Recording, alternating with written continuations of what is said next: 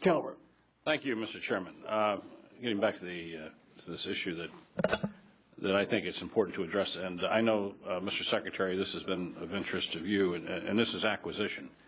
And it's a mess in the Department of Defense from A to Z. And I don't know where to start, whether it's on the major acquisition programs.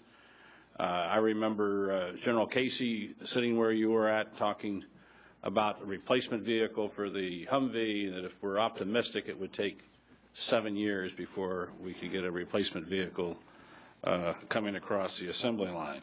We've had significant problems with the Joint Strike Fighter, with a tanker replacement for the Air Force. Certainly the Navy's had its issues with just a number of programs. We never seem to be able to estimate the cost of these programs accurately. Certainly not within the Department of Defense. I know the CAPE has been much more accurate in the past in developing accurate cost estimates for these programs. Certainly the time, and I can't imagine the cost. Billions and billions and billions of dollars have been wasted in the acquisition process for the United States Department of Defense over the last number of years. And in this budget era that we're in, the sequestration, I can't tell you whether it's going to, all of us didn't appreciate what we're having to go through, but I can't tell you, I don't think you know or anyone knows whether this is going to last for 1 year or 10 years. And so we're going to have to make some significant changes. That's issue one. And two, on civilian workforce issues within the Pentagon. As I understand it, as the forces are coming down, both Army, Navy, Marine Corps, the civilian workforce numbers are going down very little relative to that.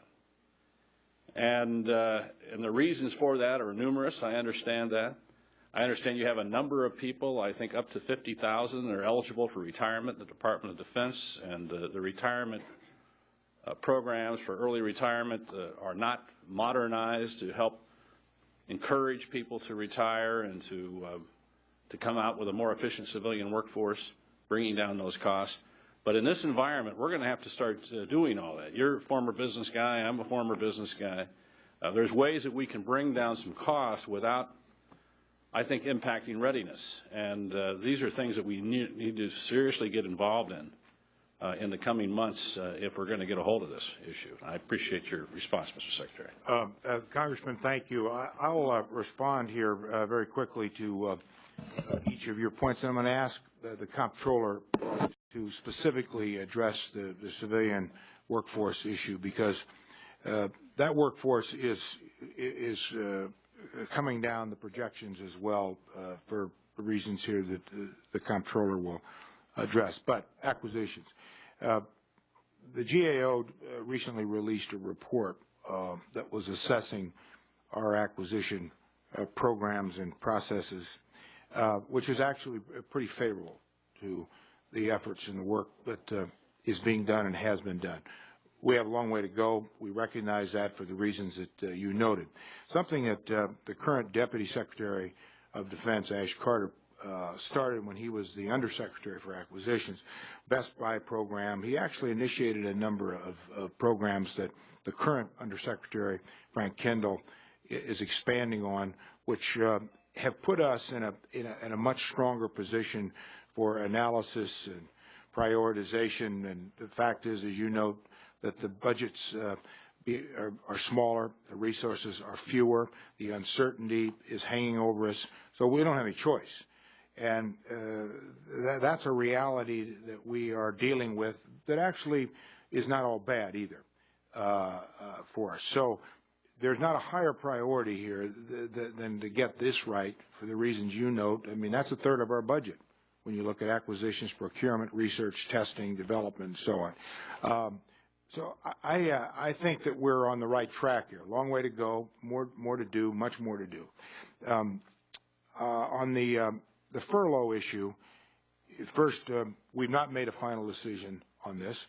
We have let our people know, and the Congress know, because by law we have to inform the Congress if we're considering any furloughs, and we've done that. We're having to. We're going to do everything we can protect that element of our budget, but readiness is our key responsibility, and so everything has to revolve around that. we'll probably be in a position in 2 or 3 weeks to have a better sense of what's going to happen or whether we're going to be required to furlough or not. But there's some good news there. It's coming down from what we originally thought might be the case, 21 days, now to 14. We'll see.